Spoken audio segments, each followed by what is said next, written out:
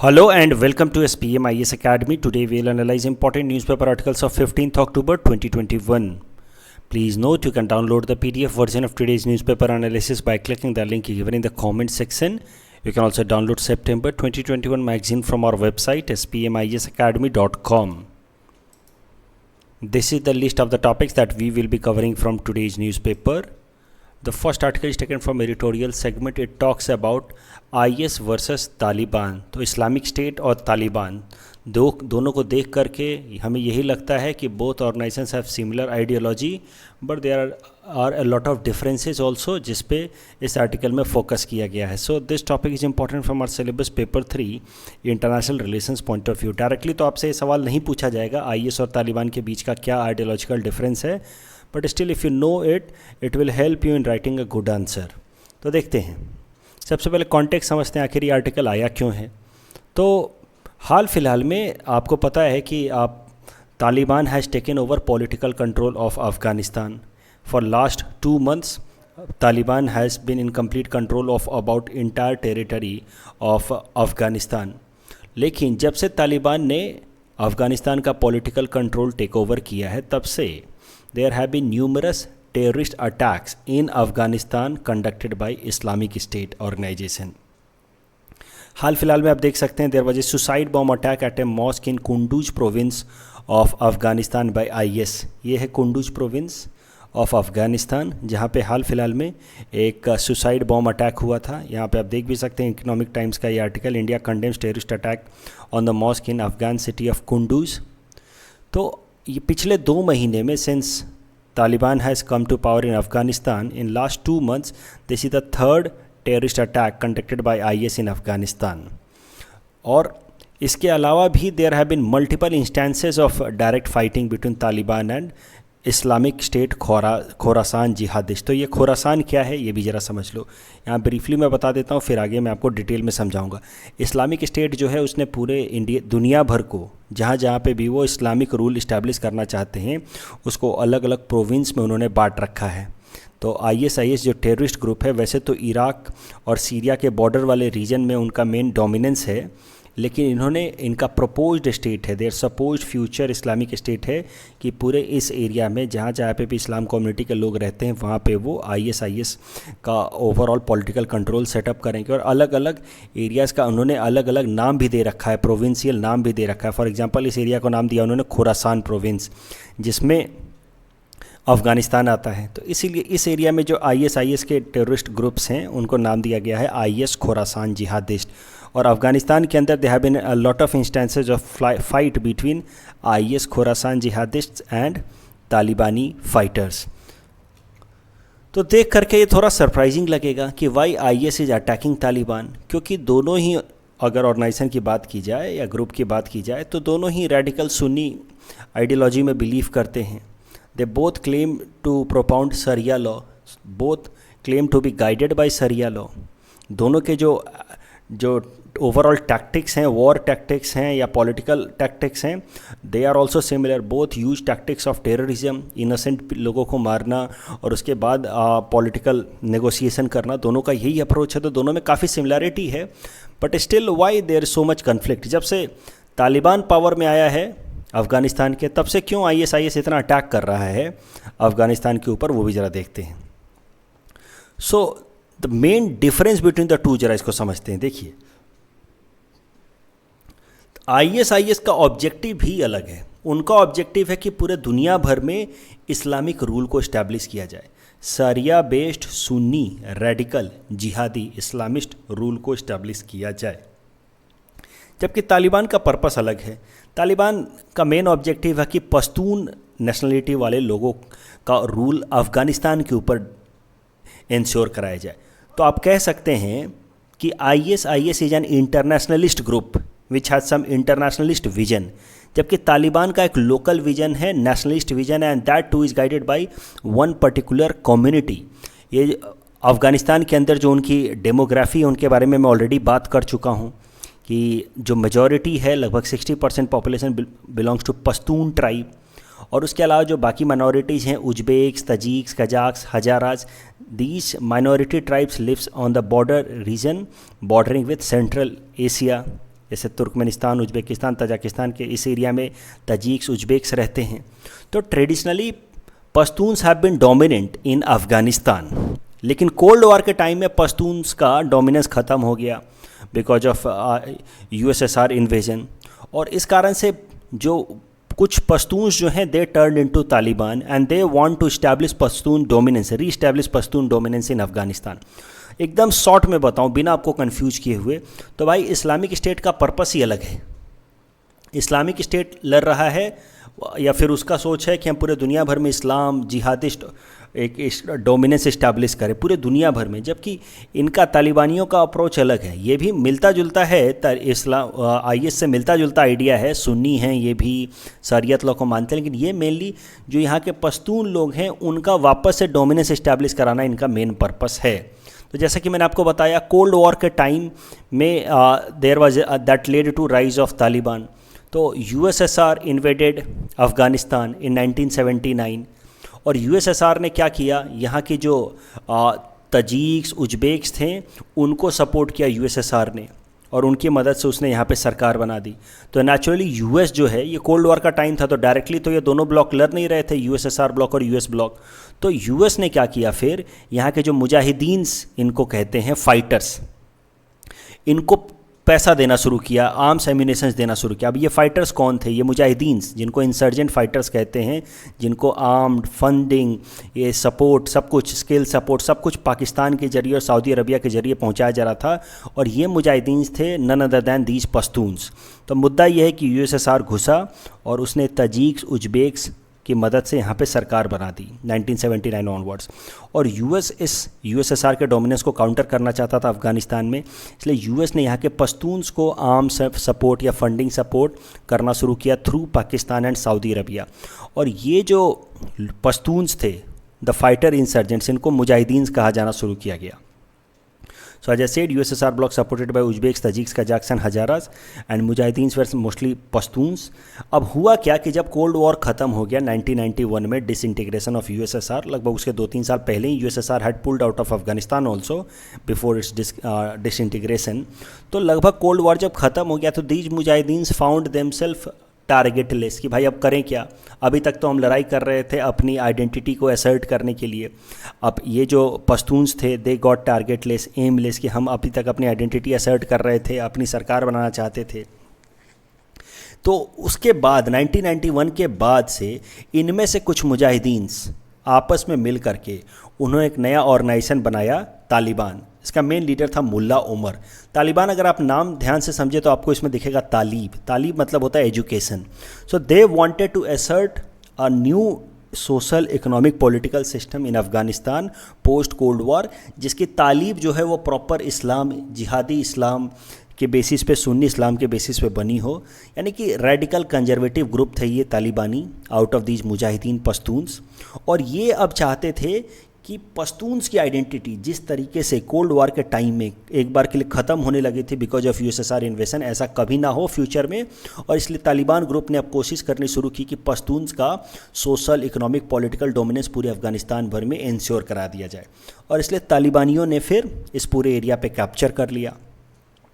बाद में तो आपको कहानी रेस्ट पता ही है, 2001 में तालिबान और अलकायदा ने, mostly al Qaeda in with logistical support of Taliban, उसने यूएस पे अटैक कर दिया, 9/11 अटैक। उसके बाद US entered into Afghanistan, US forces remained in Afghanistan, continued fighting in Afghanistan against these Talibanis for 20 years, and now US forces are pulled out of Afghanistan and then again Taliban has come into power. ये सब तो आप जानते ही हैं, लेकिन अब आपको एक बात समझ आ गई होगी कि आईएस और तालिबान दोनों में ऊपर से काफ़ी सिमिलैरिटी दिखती है। दोनों सुन्नी हैं, दोनों आपको टेररिस्ट ग्रुप जैसे दिखते हैं, यानी कि इनोसेंट लोगों को मारते हैं, दोनों रेडिकल हैं, दोनों कंजर्वेटिव हैं, लेकिन दोनों के पॉलिटिकल विजन में एंड मेन कंसर्न में अंतर है। पॉलिटिकल विजन तालिबान का है to ensure control of Pashtuns in Afghanistan, nationalist है, लोकल कंसर्न है इसका, पॉलिटिकल विजन है। जबकि आईएस का विजन है to set up a global Sunni Islamic order, global पूरे दुनिया भर में इस्लामिक ऑर्डर सेटअप किया जाए।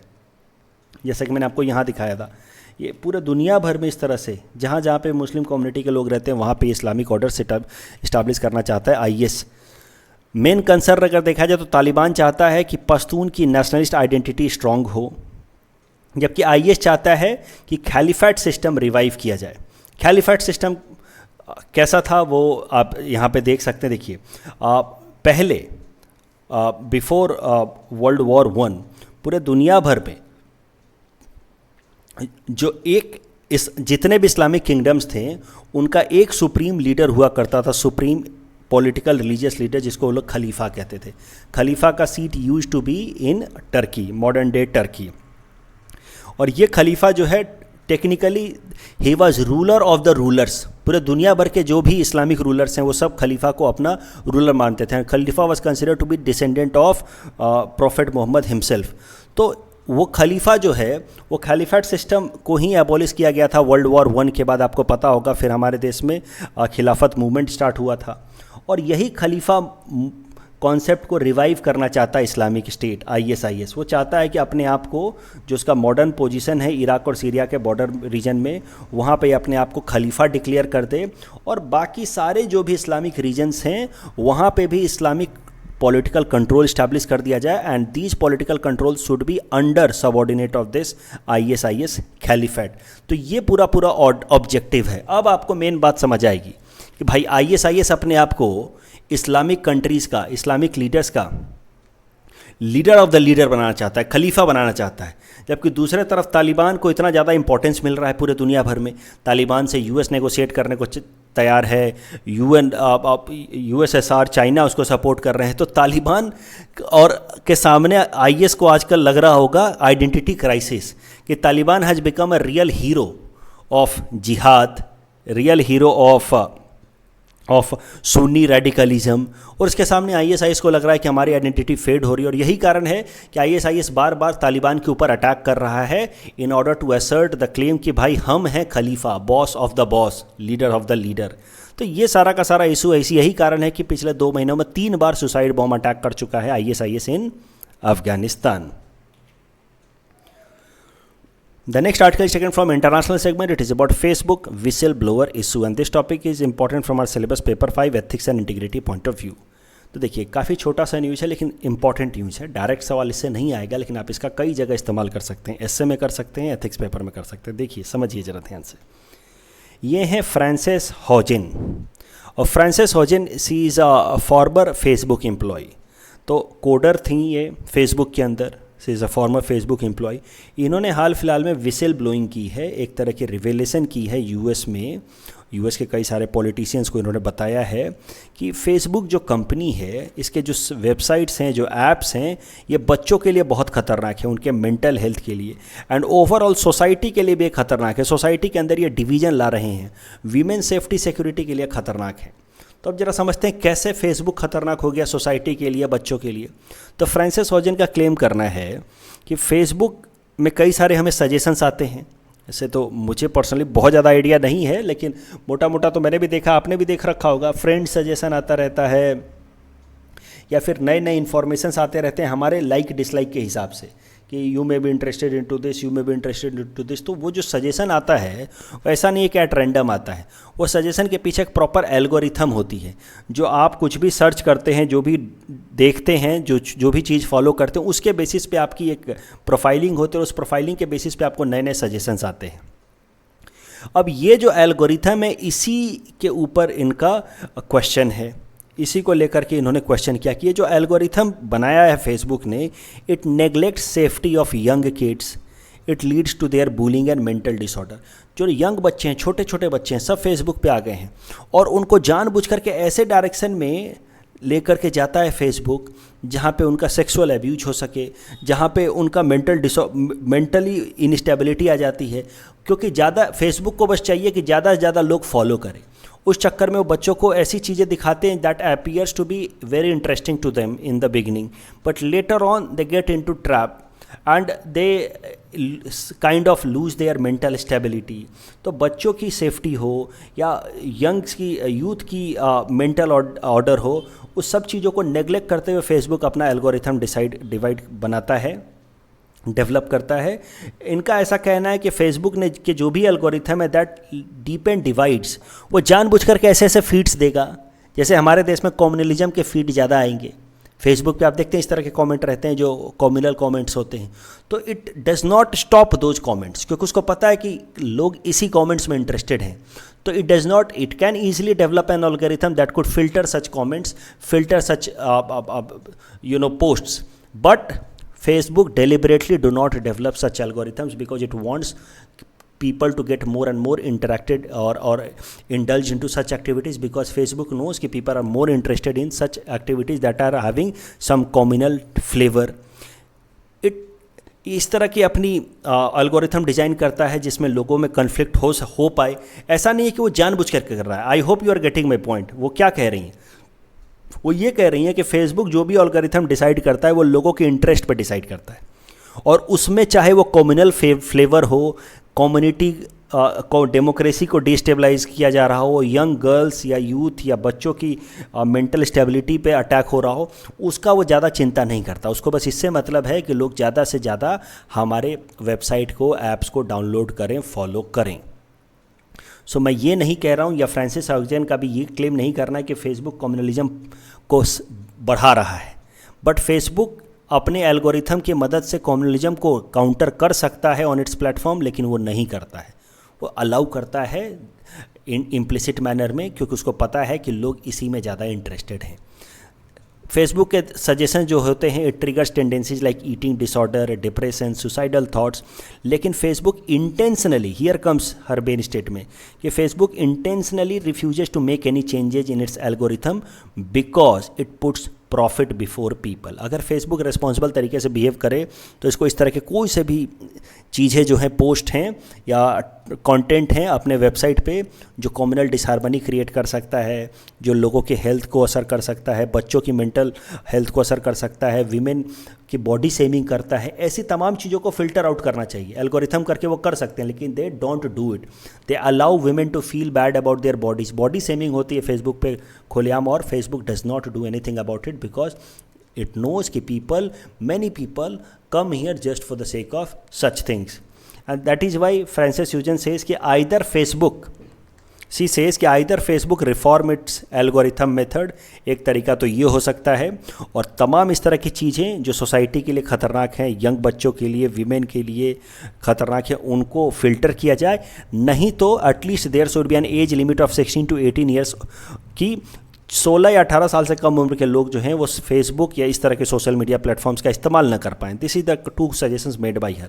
अब इतना आपसे डायरेक्ट कुछ नहीं पूछा जाएगा कि फेसबुक का बताओ क्या इशू है, फ्रांसिस हॉजन कौन है, ऐसा कुछ भी नहीं पूछा जाएगा। लेकिन मुझे लगता है कि ये कहाँ इस्तेमाल किया जा सकता है वो भी ज़रा देखिए। आपका पेपर 5 एथिक्स एंड इंटीग्रिटी जो सब्जेक्ट है, उसमें चैप्टर 6 है corporate governance.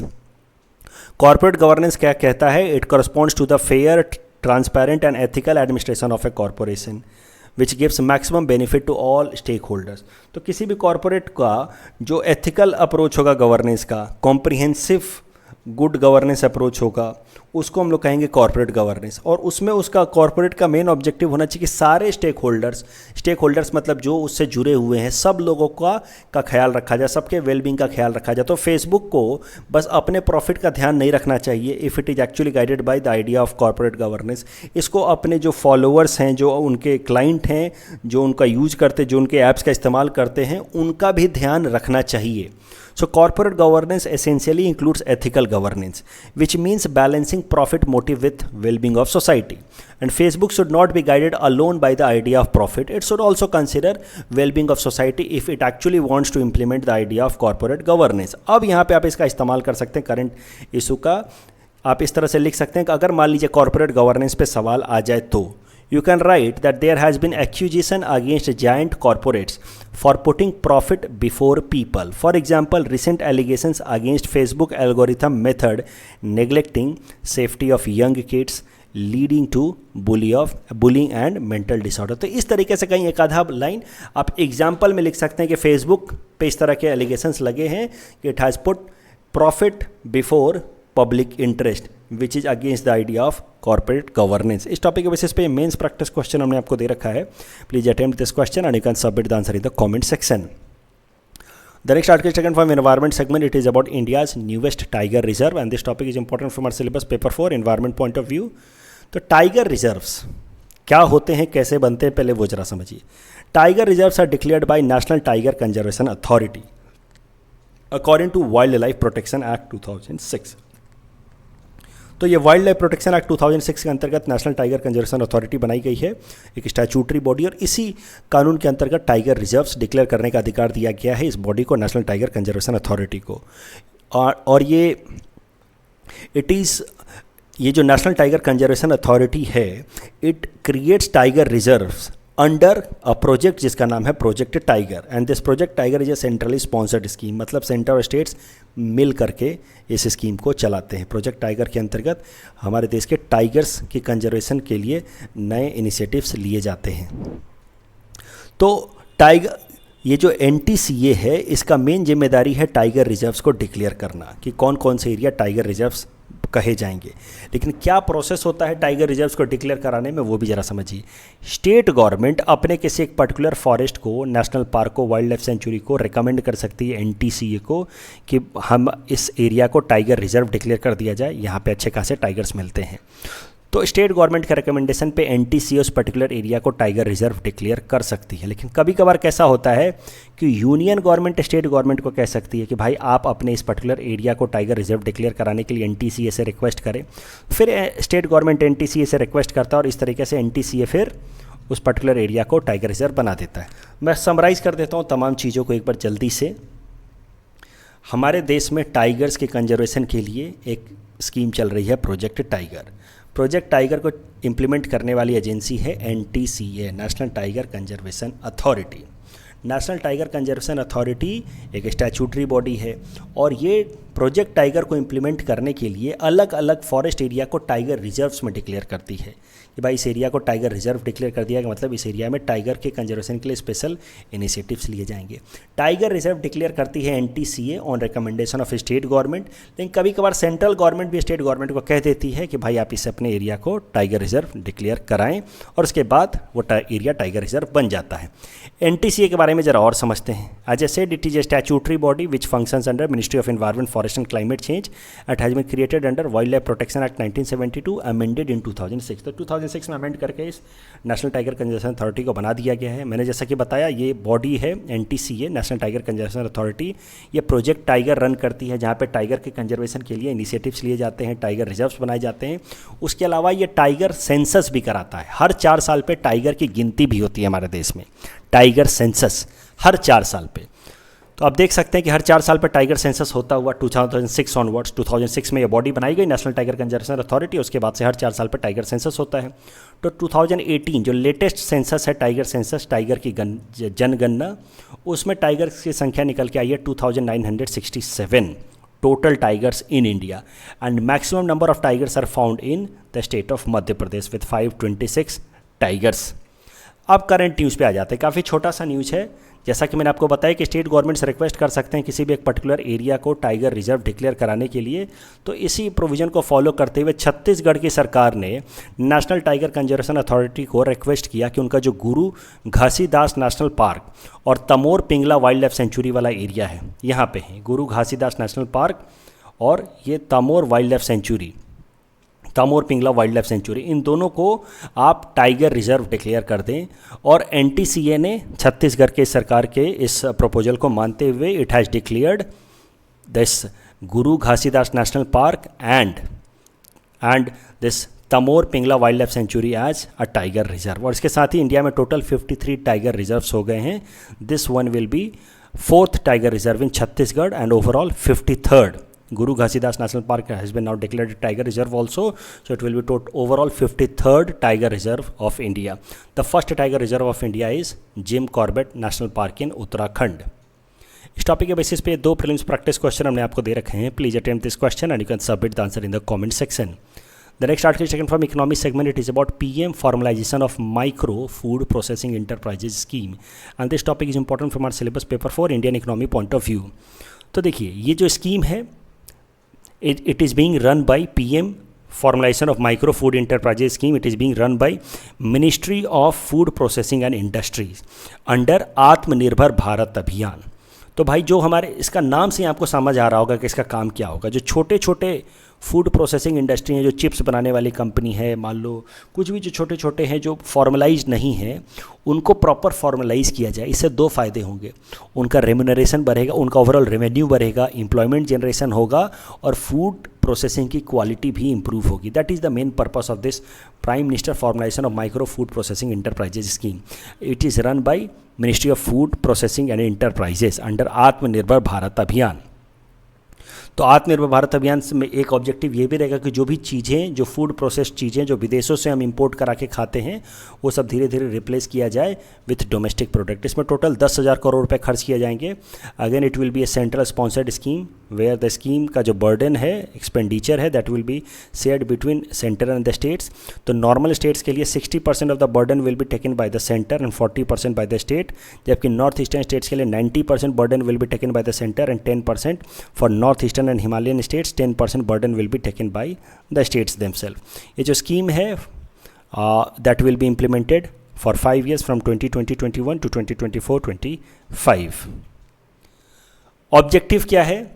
Objective of course is to increase access to finance by micro food processing industry. ये जो छोटे छोटे इंडस्ट्री हैं, चिप्स बनाने वाले और ये सब बनाने वाले, इनको बेहतर फाइनेंस मिल सके, लोन मिल सके कि अपना जो भी सेटअप है उसको और इम्प्रूव कर पाएँ, इनकी रेवेन्यू इंक्रीज हो, उनकी यानी कि कमाई इंक्रीज हो, enhance compliance with food quality and safety standard. तो FSSAI के स्टैंडर्ड को ये अच्छे तरीके से मीट कर पाएँ ताकि लोगों के हेल्थ का भी ध्यान रखा जा सके। सरल शब्दों में कहा जाए तो अनऑर्गेनाइज्ड फूड प्रोसेसिंग सेक्टर को फॉर्मल सेक्टर में लाना ही मेन काम है prime minister formulation of micro enterprises food scheme. तो इस स्कीम के अंतर्गत जो छोटे इंटरप्राइजेज है, micro enterprises, will get a credit linked subsidy at 35% of the eligible project cost with a ceiling of ₹10 lakh. तो अगर 10 लाख का कोई प्रोजेक्ट है तो 35% तक, यानी 3.5 लाख तक का जो लोन है, 3.5 लाख तक का जो लोन है वो सब्सिडाइज रेट पे उनको मिल जाएगा, सब्सिडाइज इंटरेस्ट रेट पे मिल जाएगा। इस स्कीम को prime minister formulation of micro enterprises scheme is being implemented under one district one product approach. तो हर डिस्ट्रिक्ट में एक पर्टिकुलर अप्रोच। देखिए, हर डिस्ट्रिक्ट का कुछ अपना खास होता है, जो उस डिस्ट्रिक्ट में एग्रीकल्चरल प्रोडक्ट वहाँ से खास उगता है। तो इसके लिए जिस पर्टिकुलर डिस्ट्रिक्ट का जो भी चीज़ खास है, जैसे भागलपुर का लीची पॉपुलर है तो नींबू पॉपुलर है, अपने कार्बी एंगलोंग का जिंजर पॉपुलर है। तो जिस एरिया से जो चीज़ें पॉपुलर हैं, वन प्रोडक्ट वन डिस्ट्रिक्ट, उन प्रोडक्ट्स का प्रोसेसिंग को उस पर्टिकुलर डिस्ट्रिक्ट में फोकस किया जाएगा अंडर दिस पर्टिकुलर स्कीम। ये जो one district one product scheme है, ये पहले अपने स्टेट उत्तर प्रदेश में उत्तर प्रदेश सरकार ने इम्प्लीमेंट किया था, बाद में इसको इम्प्लीमेंट कर दिया भारत सरकार ने पूरे इंडिया भर में। And now this one district one product approach is being followed by Government of India while implementation of prime minister formulation of micro food enterprises scheme. Current news क्या है? करंट न्यूज़ ये है कि ये scheme को अब formally Assam के अंदर भी लॉन्च कर दिया गया है और आसाम के अंदर इम्प्लीमेंट करने की इसकी पूरी की पूरी जिम्मेदारी होगी आसाम इंडस्ट्रियल डेवलपमेंट कॉरपोरेशन की। क्या किया जाएगा इस prime minister formulation of micro food enterprises scheme में, वो आपको इस डायग्राम, इस फ्लो चार्ट की मदद से बहुत अच्छे तरीके से समझ आ जाएगा। तो एग्जाम में अगर ये मेंस एग्जाम में अगर prime minister formulation of micro enterprises scheme आ जाता तो आप ये फ्लो चार्ट जरूर बना करके आना। Unorganised micro food processing units, वो क्या किया जाएगा? इनको इंफ्रास्ट्रक्चर प्रोवाइड किया जाएगा, फाइनेंशियल सपोर्ट प्रोवाइड किया जाएगा। उसके अलावा इंक्यूबेशन सेंटर जहाँ पे मतलब इनको प्रॉपर ट्रेनिंग दी जाएगी, इनको बताया जाएगा packing standard, marketing strategy, technical support दिया जाएगा कि कैसे वो अपने फूड प्रोसेसिंग को इम्प्रूव कर सकते हैं, स्किल ट्रेनिंग की जाएगी, ब्रांडिंग और मार्केटिंग सिखाया जाएगा, ओवरऑल मेंटरिंग की जाएगी ताकि ये जो unorganised micro food processing enterprises हैं ये फॉर्मलाइज्ड और अपग्रेडेड यूनिट्स हो जाएं। इसमें इसका फ़ायदा कौन कौन उठा सकते हैं? Farmers, producers organisation, self help groups, cooperative societies, मतलब जो छोटे छोटे ग्रुप्स हैं, जो मान लो कोई अचार बना रहा है, कोई पापड़ बना रहा है, उन सबको मदद मिले और उनका जो भी बिजनेस है वो थोड़ा अपग्रेड हो जाए, फॉर्मलाइज हो जाए, क्वालिटी भी इंप्रूव हो जाए। तो इस prime minister formulation of micro enterprises scheme का इस्तेमाल कर सकते हैं अगर 3 तरह के सवाल आए। तो अगर सवाल आ जाए कि steps taken by the Government of India to augment farmers income, steps taken by Government of India to increase employment generation, steps taken by India to implement Atmanirbhar Bharat अभियान, ये तीनों में से कुछ भी अगर सवाल आता तो आप लिख सकते हैं इसको, prime minister formulation of micro enterprises scheme को as one of the step. इस टॉपिक के बेसिस पे प्रीलिम्स प्रैक्टिस क्वेश्चन हमने आपको दे रखा है. Please attempt this question and you can submit the answer in the comment section. कल जो हमने प्रैक्टिस क्वेश्चन दे रखा था उसका आंसर देख लेते हैं. Which of the following is correctly representing tax buoyancy. Correct answer will be option A, where inflation and earnings growth में push more and more tax payers into high tax bracket. Global environment facility से related कौन कौन से statement सही हैं. It was established on the eve of 1992 Rio earth summit. Absolutely correct. Global environment facility funds are available to developing countries and countries with economies in transition. Absolutely correct. And World Bank serves as its trustee. All the three statements are correct, so the correct answer will be option D. Who among the following is responsible for approval of vaccines in India? The correct answer will be Drug Controller General of India, DCGI. That's all from our side for today. Thanks for watching.